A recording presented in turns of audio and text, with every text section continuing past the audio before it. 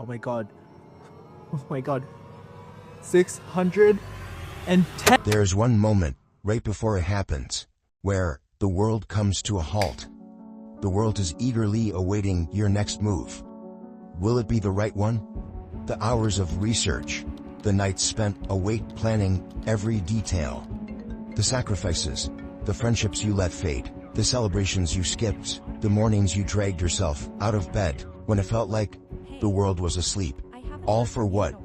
A stupid monkey game.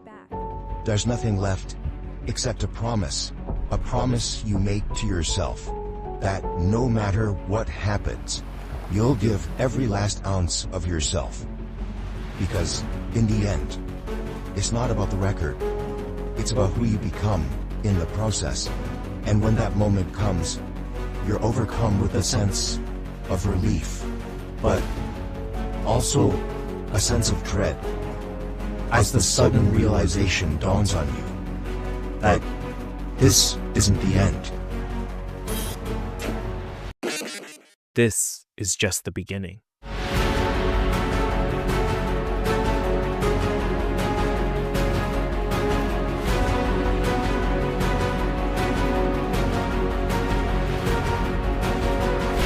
So how did we end up here? How did I manage to spend hundreds of hours and dollars just to try and reach the new highest round in Bloons Tower Defense 6? And who the heck are you? Well, I can guarantee for a fact that I have some dedicated viewers, and this may very well be the first and only video you'll ever see from me. So hi, my name is Rexor. I'm currently a BTD6 creator who actually loves puzzle games in general. In this video, we'll be going over how I reached the highest round in BTD6, explaining how we got where we are, and why Adora is the worst hero for late game. You what? Yeah, you heard it from me. I am now standing firm on this decision. Ezili is the best hero for ultimate late game, not even ultra late game. I'm talking about like the final form of free play. Adora is nothing in comparison. Don't believe me? Well, there's one factor between Adora and Ezili I promise you haven't thought about, and by the end of this video, I will prove to you that Ezili will outpace Adora in every single aspect. But now, to understand how we got here, why is reaching the highest round in BTD6 so hard?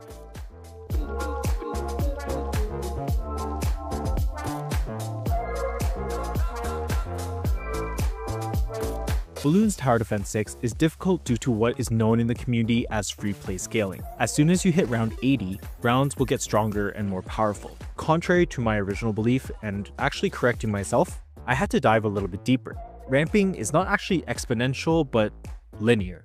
It actually sort of follows Zipf's law. So this is the formula, where to solve for the velocity of a balloon on a particular round, we'll input Rn. So for example, round 550 balloon would be, if you put into the formula, 11.96 times faster than a balloon on round 80. Not only that, the HP of the balloons also scale as well. So this is the health formula. With the same round 500 balloon, we're able to see that the balloon is 741.5 times the amount of a regular balloon.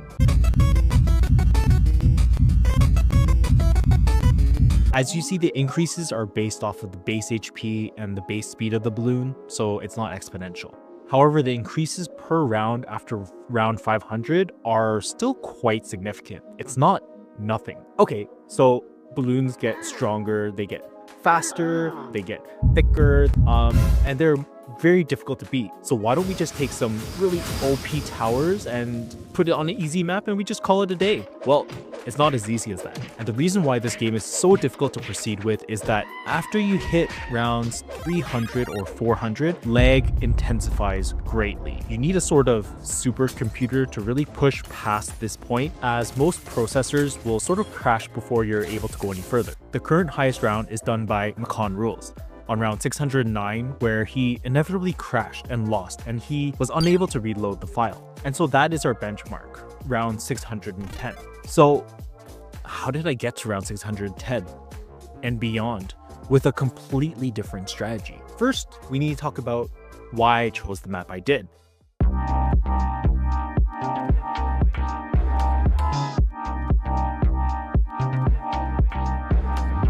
there are plenty of maps to choose from. As you may have seen in my previous video, there are currently 76 maps. Thanks Ninja Kiwi, you released a new map, I'll blackboard that one later. All maps are separated into different map categories, depending on their level of difficulty: beginner, intermediate, advanced, and expert. Obviously, if we want to go as far as possible, it would make sense to choose an easy map. That limits our pool down from 76 to 22 maps. From here, we need to choose just one. So how do we pick? And why don't we just pick the longest? You just blowing from Stupid Town? To determine the length of a track, it's quantified through a measure of standard red balloons. So we call this RBS, or red balloon seconds. It's the total amount of time it takes for a red balloon to travel from the start of the map to the end of the map. This is going to be an extremely important variable throughout this video, so please keep this in mind. We can determine that the 4 longest maps are beginner maps based on RBS. So why don't we look at the top 4? If you've never played BTD6 before, your first instinct would be to go for Scrapyard. It's the longest map, but that instinct would be wrong. There's a plethora of issues with Scrapyard. Too many of line of sight blockers, quite a bizarre track layout, which causes some odd placement for some towers. Also, there's no water, and although we can put a pool power here, which would allow us to place down more water towers, pools take up way too much space to be considered effective, and we want to maximize our space efficiency. So let's scrap Scrapyard. Oh, brother, this guy stinks! Let's move on to the next 3, which are in much higher contention. Cubism, by all means, is not a bad map. With some really good overlap, some great spacing, no real line of sight blockers, a good amount of water, this is a great candidate for a longest track. However, the issue is, you may have noticed that there's 2 maps ahead of it, and these 2 maps are just simply better. Unfortunately, you can't just be good, you have to be the best. So, sorry Cubism. So we look to the 2nd and 3rd longest maps in the game. And the 2 I'm sure you've known to be in high contention for a long time. That's quite big. Logs and Resort. And again, your second instinct would be to go for Logs. I mean, I wouldn't blame you. There's of course almost no question that Logs should be the best map because it's almost as long as Scrapyard. It has incredible overlap, being the map that most people have done their highest runs on and even damage tests on. It currently has the highest round in BTD6, and yet you clicked on this video realizing that in my title I put Resort. Why did I go for the 3rd longest map, which is a whole 6 seconds shorter than Logs? Am I delusional or something? Have I lost my mind? To be honest, when you played BTD6 as long as I have, I think anyone will tell you that you're no longer sane.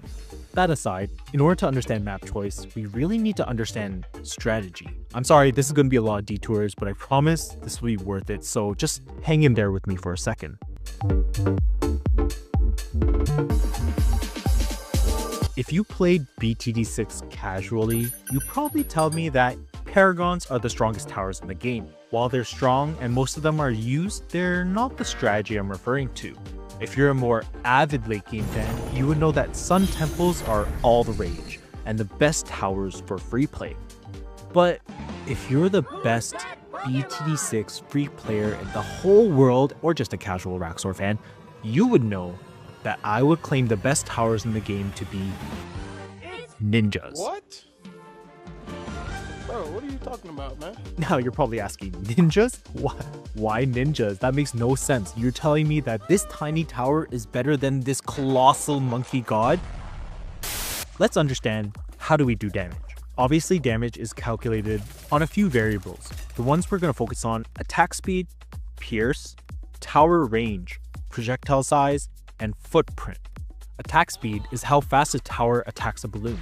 Of course, the quicker you attack, the more damage you output. Tower range is pretty self-explanatory. If the tower is in range of a balloon, then it will be doing damage. Pierce is the number of balloons that a tower can hit at once. If a tower has 3 pierce, it will hit 3 balloons at a time. If a tower has 100 pierce, it can hit 100 balloons at a time with its projectile. Projectile size is how big the projectile is, and just like in real life, if a girl tells you that size does not matter, she is lying to you. Size matters in BTD6. We'll discuss this later though. You have big feet. Finally, footprint is the size of the tower. There is limited amounts of land we can put down towers, so we really need to choose our towers well and effectively to make sure that we can maximize our damage with the space that we have. Long story short, you want a tower to do colossal amounts of damage with slow shots, for example, BMA or Navark with some one-shotting capabilities, or maybe a better example would be Supermines, a tower that is slower but does a crap ton of damage. Or you need a tower that can dish out a lot of little damage at an extremely quick rate. The reason is that their immense attack speed is buffable. So let me show you an example. We have Tower A here, which shoots 50 damage a second, slower but more damage, versus Tower B, which shoots 2 damage every 0.1 seconds, faster but low damage. It may seem like the 50 damage tower at base would be more effective, which is right. However, with particular buffs and debuffs, we're able to suddenly amplify the amount of damage each tower does. So suddenly, with Cripple Moab, Gluestorm, Embrittlement, Super Brittle, and Permabrew, the damage numbers suddenly look very different. Again, this is just as a general example. I'm not actually saying these are the damage numbers for these towers. This is more just so you understand the concept. That's a lot of damage. This is why faster shooting towers are generally better. We need to look for a tier 4 that shoots incredibly fast, and there just happens to be 2 of them, which are obviously Sun Temples and Ninjas. Now let's talk about why Sun Temples and Bloon Jitsus are contested to be the best. We're going to rank the 2 towers based on how they compare to one another. Let's start with attack speed. Bloon Jitsus can shoot upwards of 5 shots at a rate of 0.434 per second in its base form, and Sun Temples at base form can do 5 damage at a rate of 0.06, meaning that Sun Temples will actually shoot about 720% faster. And I haven't even included the sacrificed version of Temples, this is just base Sun Temples. Okay, well, I also did forget a few things. Ninjas also get Deadly Tranquility, which allows for 6 shots instead of 5, but that won't make much of a difference because in the long run, they're still not shooting fast enough. Even with 20 Shinobi stacks, they can shoot upwards of 420% faster. However, 420%, still not 720. So generally speaking, Sun Temples are able to get even more buffs that ninjas cannot.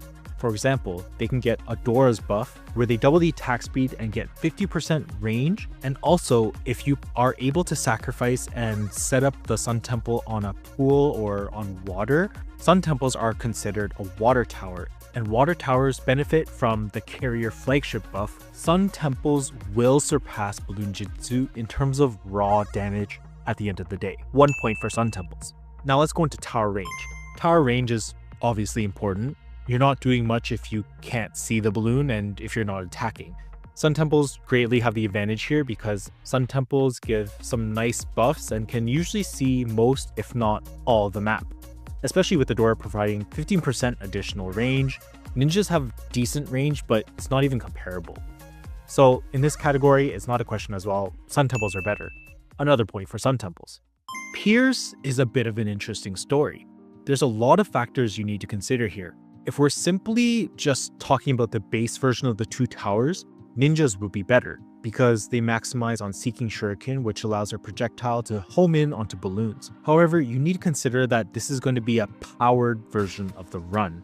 Time stops makes things much more beneficial for Sun Temples. Yes, rounds are random in free play, but the random rounds are set in terms of timing. And so what I mean by this is that if you have 1-minute rounds with a random assortment of fortified bads coming out, without powers, some bads would have already exited before the bads even entered the screen. With time stops, the spawn rate of the balloon is the same. This means that at this time interval, the balloons will still spawn, but the original ones are moving much slower, which ends up clumping all the balloons. Because of this, Pierce starts to become a little irrelevant, and actually Seeking Shuriken isn't as important anymore. If they're already all naturally clumped, then you might as well just have a projectile that's hitting everything. And also, you need to remember Seeking Shuriken's projectile is seeking, but it's not homing. So if I show you this example here, if a balloon is scattered, it can still maximize the damage, but there will always inherently be a little bit of wasted pierce in some sense for ninja towers. Because of this, powers makes the ninja's pierce advantage slightly less relevant, allowing sun temples to be on par with ninjas. Overall, I'll give them half a point each. Now, projectile size. Projectile size and speed are not variables you can change with balloon jitsus. However, sun temples, if you're given military sacrifices, which is 95% of the temples you'll usually get, the projectile size will increase. Now with time stop, a shot that is much larger has more chance of hitting the bad, giving temples another advantage over ninjas. And finally, footprint. I personally give this one also a tie, because the smallest footprint tower in the game is actually the size of a ninja, which is great. You can flood a map with a ton of them, and temples, while being much bigger, you can also make use of a nifty trick where upon sacrificing, you're able to transport a tower within its footprint. However, the issue here being that you usually also want pools as well, so it'll usually have to be a water tower. All in all, I couldn't really decide which one is better, so I called it a draw here. And okay, the numbers are in, and wait a minute, didn't I just claim that ninjas are the best? What's going on here? Did I just lie to you? Lying on the internet in 2025? I love you. Liar! Liar! Liar! And well, yes, I did lie to you. But also, no, I didn't lie to you. Sun temples are insanely strong, and I still believe in easy free play better than ninjas to a certain extent, but only with Adora. You see, ninjas are given access to a completely different hero, Ezili. Ezili has a level 10 ability that does percent base damage to MOB class balloons. At level 20, this can affect bad balloons. One of the strongest abilities in the game for free play, and we are going to go with a Ninzili strategy. Now, you could say we can go for temples in Ezili. As I mentioned earlier, they do a bit more damage, but even though there's more raw damage from temples, the sheer number of balloon jitsus you can squeeze in place of a sun temple could actually make ninjas pretty on par, if not better under certain circumstances. And I decided to do this all on Resort because there's so much space where you can maximize balloon jitsus. This is why I decided on Resort. Not because I disagree that Logs is bad, Logs is good, but more because I really want to stress the balloon jitsu strategy to its full potential. I won't claim it to be the best map because Logs has a great case to be made, but I think it's nice to say that the new world record is on a new map. Anyways, with all those things in mind, there's something else that makes Resort more OP, and it's actually the brand new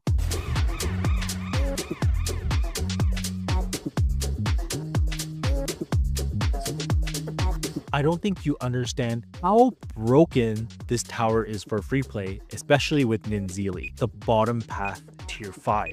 Final Harmonic is busted. Don't believe me? Here are the reasons why. First off, it's amazing to have a tower to be able to stall for you. We'll never say no to this kind of tower that can do some damage while also providing great stall. Second, it provides +3 pierce to all magic monkeys, and as you may have realized, ninjas are considered magic monkeys. Actually, even supers as well. A little bit more pierce never hurt anyone. Third, the final harmonic allows almost full range on every single balloon jitsu. Excuse me, what? What? No, it doesn't. What are you talking about? Nowhere does it say it gives a range buff to magic monkeys. Where am I making this up? So the issue I mentioned earlier was that balloon jitsus can't see the balloons. If a ninja isn't attacking, then it's useless. The ones at the top or the middle will always be hitting something, but what about the slackers in the bottom corner? It's time to get back to work. And for this, Final Harmonic can retarget where the balloons are located. Even if it's in a weird spot, as you will see quite frequently, this is still useful, as this allows the ninjas to target those balloons, which in turn allows for seeking attacks to provide additional damage to be scattered throughout the fortified bads and the regular bads as well. It won't be much damage, mind you, but a little bit can go a long way. All the above for a super cheap cost. I believe one of the cheapest tier 5s in the game at only 21.5k on easy. So as of update 44, it was 5 more monkeys and it gives you +30 range. They buffed it sort of so that now you need 10 Monkeys to get plus 60 range of the final harmonic. But by that time, I was already pretty deep into this run, so 5 Monkey range is still plenty enough to get this going. If that's all that it did, I would say that sounds pretty good. I mean, it's a pretty cheap tower supporting tier 5 after all, but of course, that's not the main reason to use final harmonic. Now, let me show you the most broken part of this tower, and that makes this tower from good to goated. Wait for it. Final harmonic Here it comes. applies Almost there. 15% range and 15% cooldown for heroes. Let's bring back Adora and Ezili. Increasing Adora's range is nice. It'll hit more temples more consistently, but the cooldown does not do too much for you. Sure, it may increase the damage output a little bit because it allows for perfect uptime for maybe Blood Sacrifice, Long Arm of Light, or Ball of Light, but that's it. You can't stack the damage and you can only have one usage at a time. But with Ezili, base Ezili at level 20 would be 25 seconds active in 40-second cooldown, with a total of 62.5% uptime. We're able to get an additional 3% with the global ability cooldown, support Monkey Knowledge, which will equate to 1.2 seconds increase. The Monkey Knowledge points for heroes gaining 10% faster, Hero Discipline gives us an extra 4 seconds speed up. On top of that, the additional 8 seconds from Energizer as well from a 20% cooldown. So if we total all this up, we get a grand total of 38.2 seconds out of 40 seconds, which puts us at a near perfect uptime for Ezili's Hex.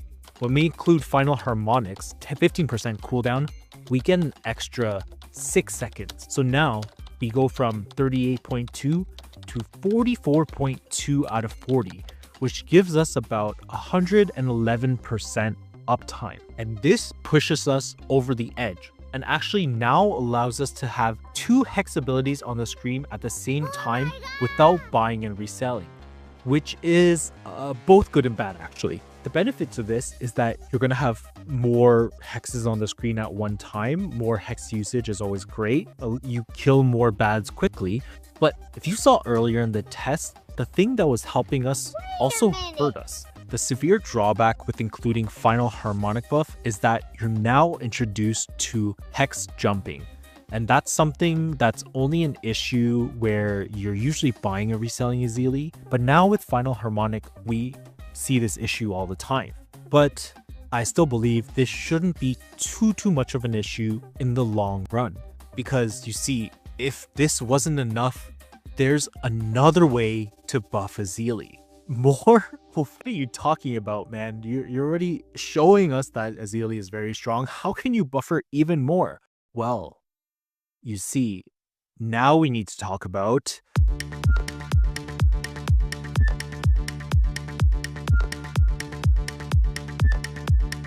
I know we mentioned it a bit already, but in this run, it's going to be extremely vital to understand all the nuances of time stops and its interaction with some key towers. So what is a time stop?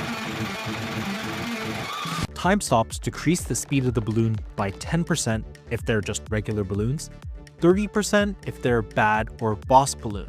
The consequence of this is that your towers also attack at 30% speed, which effectively negates this slow. And the main reason Ninja Kiwi wanted this power was so that people can just spend more time and sort of think a bit more clearly as they try and set up and beat more boss balloons. Now let's talk about Adora and Ezili again. As we mentioned for Adora, it helps clump balloons together, which can benefit Sun Temples and her damage.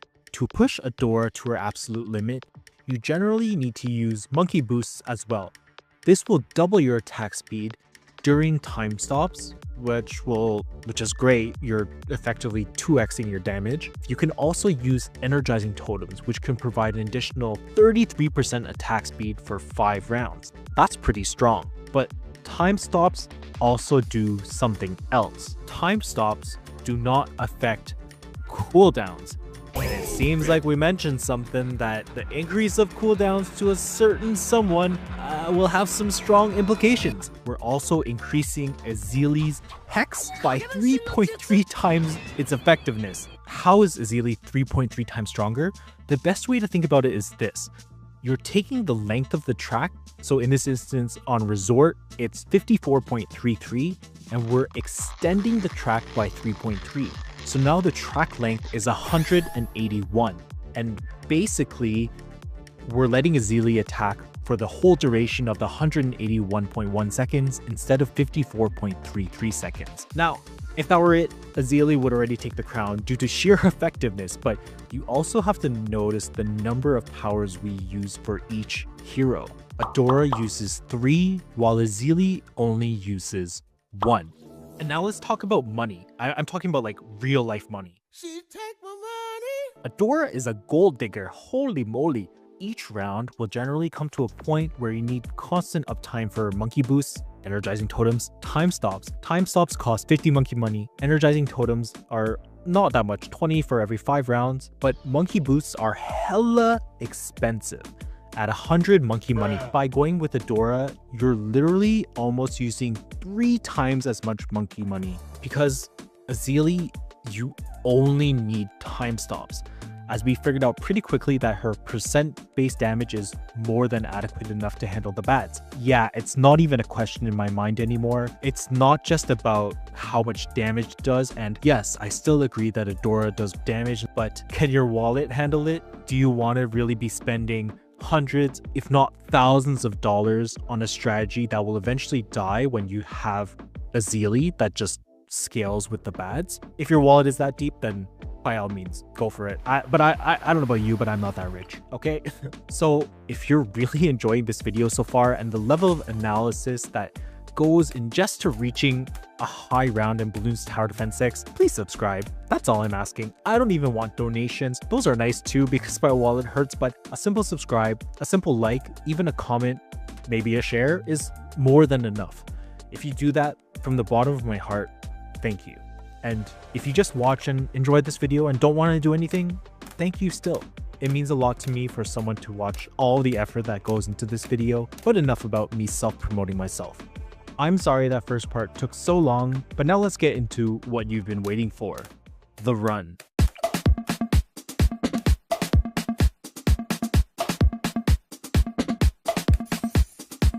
The run itself can be broken up to 3 main parts, and we're gonna sort of gloss over this very quickly. So there's farming, there's the setup, and there's the end game. Now, farming is pretty self-explanatory. We will focus hard on getting up every single tier 5 farm, as well as top path 420 BRFs. This time, compared to my highest round run on my custom map, I just decide to not use any insta-monkeys and we'll go for the good old casual farming strat. We finish up our setup by around 70 and we play away. Paragons are going to be quite expensive, but thankfully, since we're focusing on a ninja strategy, the rest of the defense is actually quite cheap. Another reason why I prefer this over temples is that it's just so much easier to farm up. I can farm up pretty casually without having to really stress. In fact, I'm pretty sure as you're watching this farming, it's terrible. There are so many spaces that I left open, but that just goes to show you that you can pretty much get away with it here. We'll also start getting up some towers to start farming pops for our Paragon. All Paragons shown will be a max degree we can get without Geraldo. And since we're using Ezili, that degree will be 91.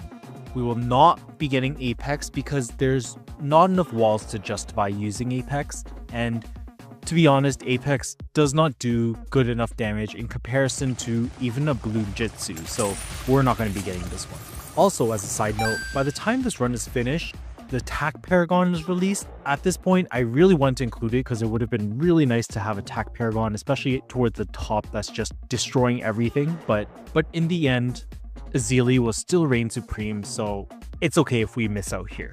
We end up finishing our farming on round 238, and we also have most of our Paragons up. We'll go over the full setup with our pop count so that we don't waste too much time. At this point, we have spent about 4.5 hours, and now we'll get the most important buffers to help out our ninjas, such as BTSG, a support temple, all the stuff that will help ninjas gain a significant amount of damage and range. We will now set up our massive ninja army. We'll take advantage of using mouse keys, which allows you to move exactly 1 pixel at a time. This allows us to be pixel perfect with our ninja placements so that 99%, maybe 100% the amount of ninjas you can squeeze into this central space. We end up with a grand total of 109 Bloon Jitsus, mostly all 20 shinobi stacks. We will also spend this time overclocking and ultra boosting every single Bloon Jitsu we can. And after a long 14 hours of grinding, we're able to complete all of this setup by round 374. And now it's time to push into the end game. And that's pretty much it. From here, it's just a matter of how far can you go. I will fast forward for you. There's not much to note because at this point, everything is pretty much 10 Ultra Boost stacks and we're just waiting for rounds to pass. On a separate note, I will be showing you the footage of every single round here because I want to show you that none of this is cheated. I think it's easy to throw in a mod and pretend that I made it this far or, just use a fast forwarding mod. But the thing I want to differentiate this run from others is that while there are some higher rounds, they only are completed using cheats, bugs, or different exploits in the game. This is just pure monkey goodness. In the 300s and 400s, this is actually the easiest part of the game. I don't have to worry about the game because my defense is pretty strong, so this is the only time I get to rest. And once I have to start using time stops, I need to focus all of my attention onto this run. After 3 days and 4 hours, or 76 long hours, we finally make it to round 528. And 528 is about when bads start getting a little too close to the last loop towards the end of the track. And so from here, I decide I'll start using powers. I believe this defense could have made it all the way to maybe 530s, 540s without using time stops, but I don't want to figure that out because I want to save as much monkey money as possible. I did see that there was an easy powerless run done by another person who made it all the way to 550s, which is also insane. With a Adora strategy, as I 100% agree, Adora without powers will be a little bit stronger. Congrats and kudos to them. However, today, we're not trying to do a powerless run. We're trying to do a powered run, so let's push forward. We'll slowly start by using 1 to 2 per round and then slowly ramp it up to 5, 10, and eventually about 15, 20 per round, which is almost full uptime. We finally hit round 600 with no problems. Quickly after that, we run into round 610, breaking the record, and now going into uncharted territory. Now, it's time to see if 700 is possible. Each round takes about 25 to 30 minutes, and as a side note, we will also be using continues. This is also a feature that Ninja Kiwi provided. We're literally gonna keep going using continues until I'm unable to even continue with continues. That just means that the defense can no longer withstand anything at that point. So occasionally you will see some fails sort of sprinkled throughout the rounds. And we finally reached round 700, where time stops need to be used constantly. The most difficult part about this game is I haven't gotten good at knowing when 12 in-game seconds is because the timing is sort of hard to calculate. Lag being the biggest issue here because 12 in-game seconds, sometimes the game kind of freezes, and so it can actually end up being like 12 literal seconds to anywhere from like a few minutes. Most painful part being that a lot of the times I just use time stops on top of each other just to overwrite the previous time stop. I don't know how close I was to having it expire, but came to the point where I just need to ensure that a time stop was always up. To also help with this, I changed my backslash hotkey to be a time stop button so that I'll always have it ready and available just a click away. We end up dying on round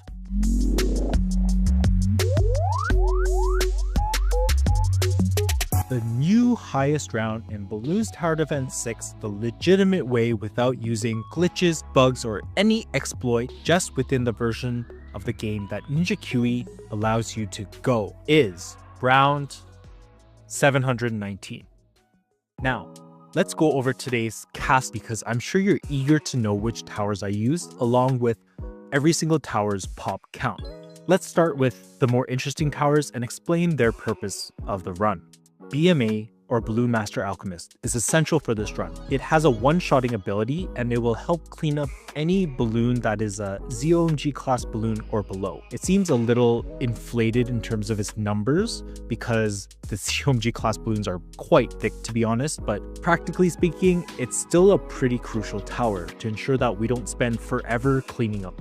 Grand Sabo is critical. If you're wondering why this does so much damage, the ability brings in bads and fortified bads in a partially damaged state at 75% cooldown. While that's super broken, if you know anything about the game, you know that Ascended Shadow or Ninja Paragon also does this 100% of the time. So why are we going for Grand Sabo here? Since we're using a ninja strategy, a way to ensure that every Bloon Jitsu gets 20 stacks is to use the Grand Sabo ability. This will increase Shinobi's range, thus providing additional range for Shinobis to give the buff to other Bloon Jitsus.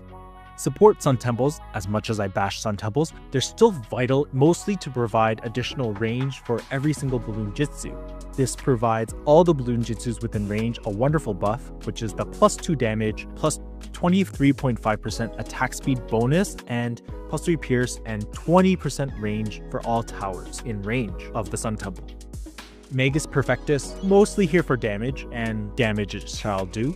Supermines, slow but effective damage. Actually a wonderful spot here with a huge AoE explosion. Flying Fortress or the tier 5 bottom path ace will do great damage outside of the Paragon, enough to consider a Goliath Doomship without Paragon of Power. So we'll get this since it can sort of hold its own.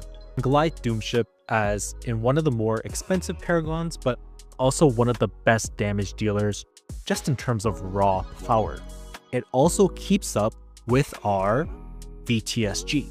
VTSG, a 2-2-2-1 sacrificed on water so that it can get the 15% attack speed, but also in the middle so that it can provide more range for every single Bloon Jitsu. Our final Harmonic here, for all the reasons we mentioned early in this video, I talked about final Harmonic enough, I don't need to go over this again. So this pick is a little bit niche, and let me explain it to you. Pirate Lord does a lot of damage because it's similar to BMAs in some sorts. However, Pirate Lord is not necessary at all here. In this section, some could argue about getting Energizer instead so that I don't need to submerge Nautic Siege Core.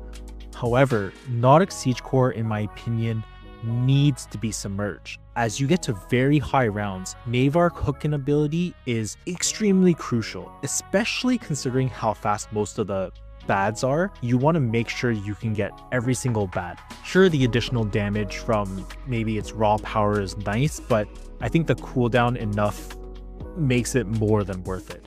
Also, getting Pirate Lord in some sense is more of a small quality of life improvement, considering it can hook in tons of smaller types of balloons as well, especially with its recent buff, and it'll clean up a leg a little bit, so that's why I went for it. Nautic Siege Core, sub-Paragon with respectable damage, and Carrier Flagship is actually also the reason why I got Pirate Lord. Carrier Flagship provides 2 additional platforms. Real estate is super limited, and since the vast majority of the time the fortified bad is going to be sort of in this location, being able to insert 2 more towers here will be vital to our success. Again, pretty decent damage all things considered.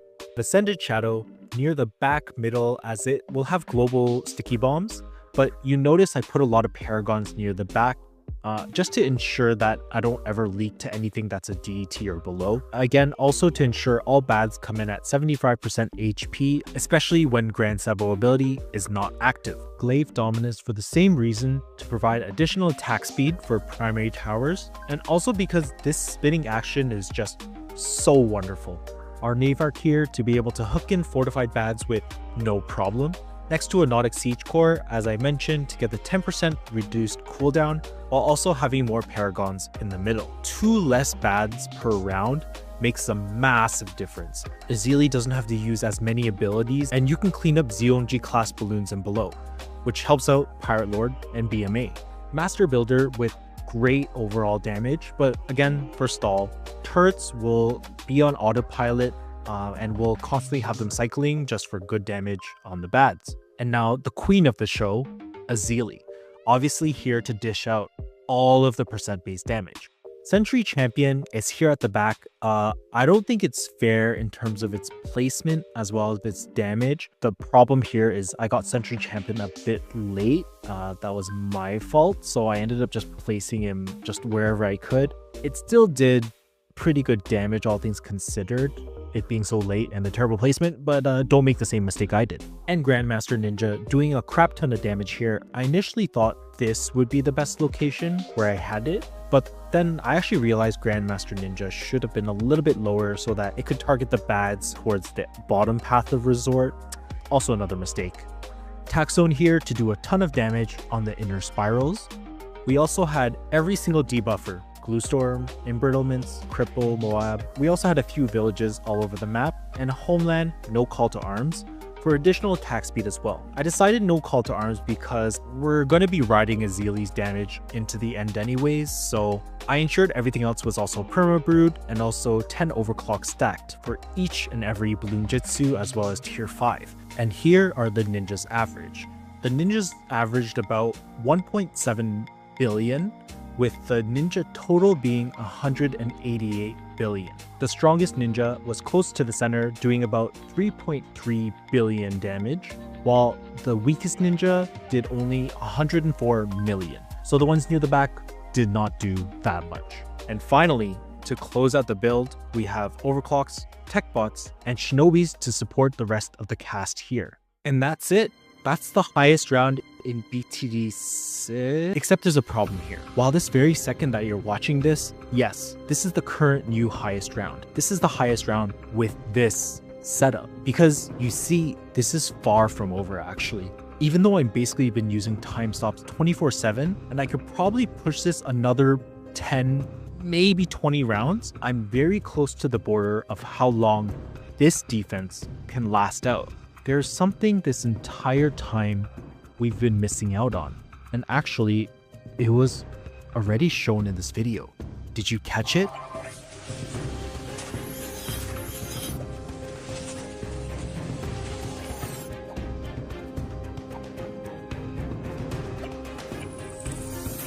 Holy shit.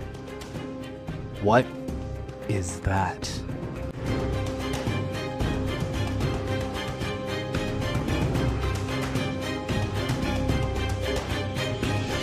Okay, I lied to you again. I'm so sorry. This is Rexor's confession video. Rexor lying to me twice or 3 times. I don't even know how many times I lied. This is why I have trust issues. Oh, filthy human. Monkeys are always better. There is another tower that theoretically has infinite or percent base damage, and that is none other than Legend of the Night. I'm Batman. If you're unaware, Legend of the Night is bottom path tier 5 for super monkeys. Legend of the Night is able to provide a portal that consume any type of balloon from fortified bads to red balloons, and everything in between. This portal lasts for 8 seconds before disappearing and again makes you vulnerable to leaks. There used to be an infinite amount of ability usage, but in update 43, Ninja Kiwi restricted this just to 2 uses with a 180-second cooldown. Legend of the Night ability is a cooldown. And here we go again. With Energizer and the ability cooldown buff, it's 138.6 seconds.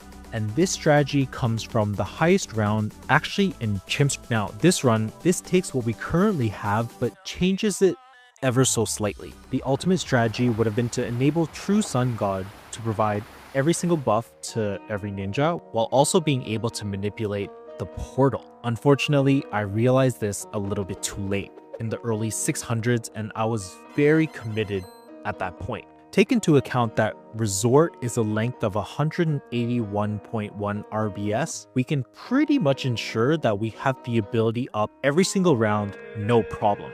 Also, we don't need to stall. Since we're not doing Chimps, but we're doing easy standard, Legend of the Night gets 3.3 times stronger.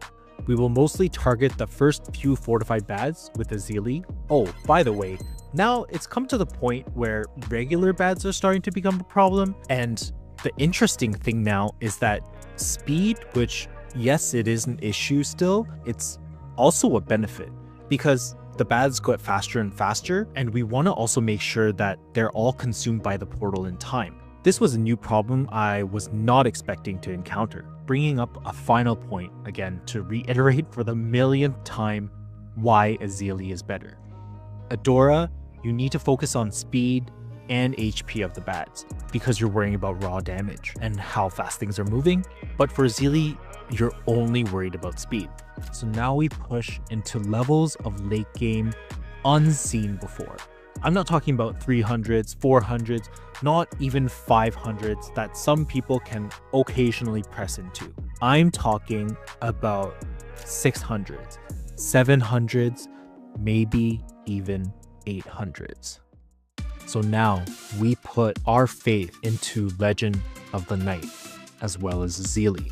We turn to them when all hope is lost. What is the new final round? How much further can we go? How much more do I need to suffer and push this until the absolute limit? How long and how much money do I need to spend? When will this nightmare and video come to an end? There's only one way to find out.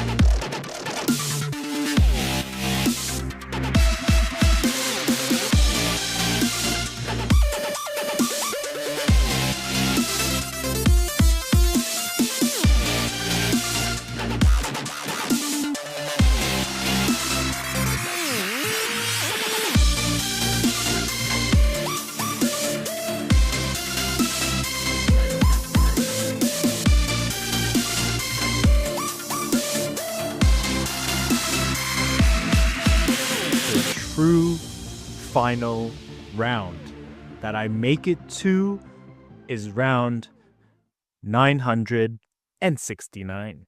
So why is it 969? Because Nice. but also because I could grind to 1,000. I did not play the last few rounds of 900 optimally, but at this point, there have been quite a few updates and a lot of changes that could improve this even further. So for now, 969 it is. To prove to you that we made it all the way here, I will show you my profile. I've been playing on this black border profile just because it's a lot easier. Also, let's get into sandbox mode just to show you round 969 in all of its glory. This is not sped up. This is normal speed. Look how fast those DDTs are moving. Also, look at the sheer number of bads and balloons that just keep spawning on out. And the funny thing about this round is just when you think it's over, they just keep coming.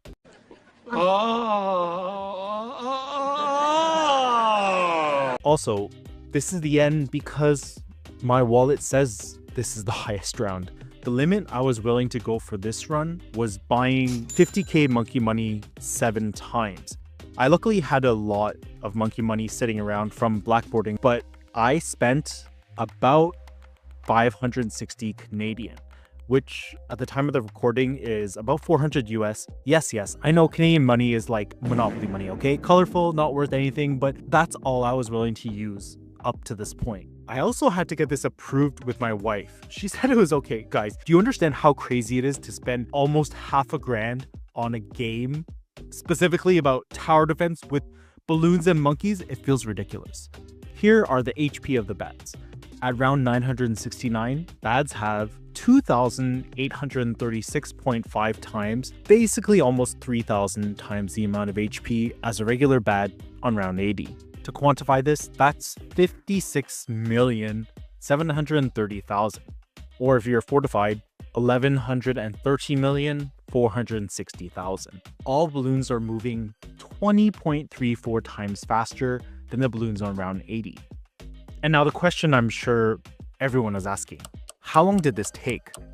Time-wise, this took about almost 4 months to complete. I started this back in September. I also did take October off once I finished uploading my blackboarding video because I had to do some wedding stuff at that time. And then I came back in November, grinded this out for 2 more months. In total, it took about 3 months to complete. So what's next from here?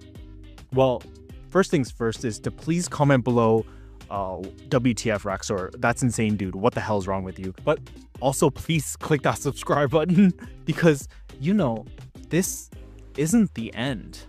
There's actually something that hasn't been explored yet that I want to see. And hold on, sorry, 1 second.